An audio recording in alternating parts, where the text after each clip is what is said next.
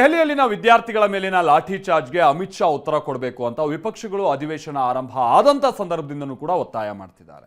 ಯಾವ ಮಟ್ಟಿಗೆ ಅಂತ ಅಂದ್ರೆ ಅಧಿವೇಶನ ಆರಂಭ ಆದಂತ ದಿನದಿಂದನೂ ಕೂಡ ಇದೇ ವಿಚಾರವಾಗಿ ಕಲಾಪ ಹಾಳಾಗ್ತಾ ಇದೆ. ಅವ್ರು ಈಗೋ ಬಿಡ್ತಾ ಇಲ್ಲ, ಇವ್ರು ತಮ್ಮ ಪಟ್ಟನ್ನ ಸಡಿಲ ಮಾಡ್ತಾ ಇಲ್ಲ. ವಿಪಕ್ಷಗಳ ಆಗ್ರಹಕ್ಕೆ ಕೊನೆಗೂ ಈಗ ಫೈನಲ್ ಸಂದೇಶ ಕೊಟ್ಟಿರುವ ಅಮಿತ್ ಶಾ ಚರ್ಚೆಗೆ ನಾನು ರೆಡಿ ಅಂತ ಒಂದು ಮುಹೂರ್ತ ಕೂಡ ಫಿಕ್ಸ್ ಮಾಡಿದ್ದಾರೆ.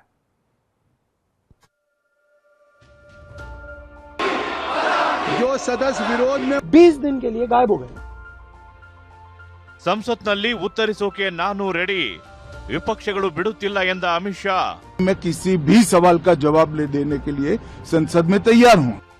ದೆಹಲಿಯಲ್ಲಿ ಸಿಜೆಪಿ ಪ್ರತಿಭಟನೆ ವೇಳೆ ವಿದ್ಯಾರ್ಥಿಗಳ ಮೇಲಿನ ಪೊಲೀಸ್ ಕ್ರಮದ ಬಗ್ಗೆ ಅಮಿತ್ ಶಾ ಸಂಸತ್ನಲ್ಲಿ ಉತ್ತರ ಕೊಡಲೇಬೇಕು ಅಂತ ವಿಪಕ್ಷಗಳು ಪಟ್ಟು ಹಿಡಿದಿವೆ.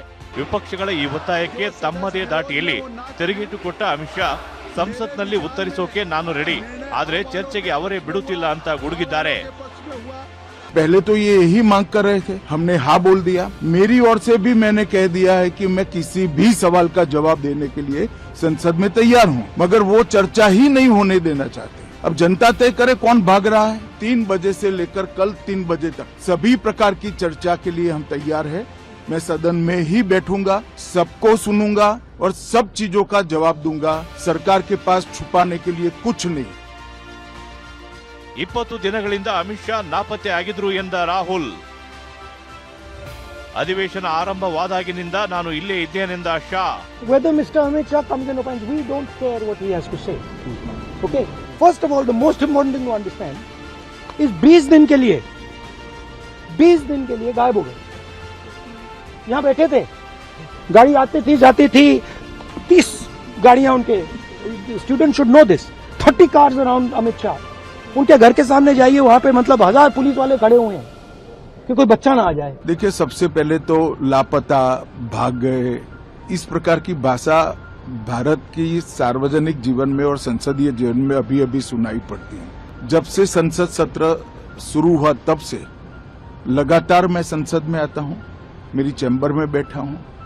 चूंकि संसद भवन के अंदर विपक्ष संसद को चलने ही नहीं दे रहा है, दोनों गृहों में, तो कोई जाकर क्या करेगा.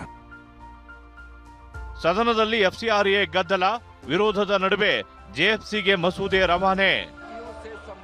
ಸದನದ ಹೊರಗೆ ಒಂದು ರೀತಿಯ ವಾಕ್ಸಮರ ಇದ್ರೆ, ಸದನದ ಒಳಗೆ ವಿದೇಶಿ ಕೊಡುಗೆ ನಿಯಂತ್ರಣ ಕಾಯ್ದೆ ವಿಚಾರವಾಗಿ ಗದ್ದಲ ಜೋರಾಗಿತ್ತು. ಎಫ್ಸಿಆರ್ಎ ಅಂದ್ರೆ ವಿದೇಶಿ ಕೊಡುಗೆ ನಿಯಂತ್ರಣ ಕಾಯ್ದೆ ಮಸೂದೆಯನ್ನ ಜಂಟಿ ಸಂಸದೀಯ ಸಮಿತಿಗೆ ಕಳುಹಿಸಿದ್ದಕ್ಕೆ ವೇಣುಗೋಪಾಲ್ ಕಿಡಿಕಾರಿದ್ರು. ವೇಣುಗೋಪಾಲ್ ಮಾತಿಗೆ ಕಿಡಿಕಾರಿದ ಕಿರಣ್ ರಿಜಿಜು, ವೇಣುಗೋಪಾಲ್ ತಪ್ಪಾಗಿ ಮಾತನಾಡುತ್ತಿದ್ದಾರೆ, ನಾವು ಯಾರನ್ನು ಟಾರ್ಗೆಟ್ ಮಾಡುತ್ತಿಲ್ಲ ಅಂತ ಹೇಳಿದ್ರು. ಸದನದ ಸಂಘರ್ಷಕ್ಕೆ ಕೇವಲ 1 ದಿನ ಮಾತ್ರ ಬಾಕಿ ಇದೆ. ಈ 1 ದಿನದೊಳಗೆ ಅಮಿತ್ ಶಾ ಉತ್ತರ ಕೊಡಲೇಬೇಕು ಅಂತ ವಿಪಕ್ಷಗಳು ಪಟ್ಟು ಹಿಡಿದಿವೆ. ಹೀಗಾಗಿ ನಾಳಿನ ಕಲಾಪ ತೀವ್ರ ಕುತೂಹಲ ಮೂಡಿಸಿದೆ. Bureau report, TV9.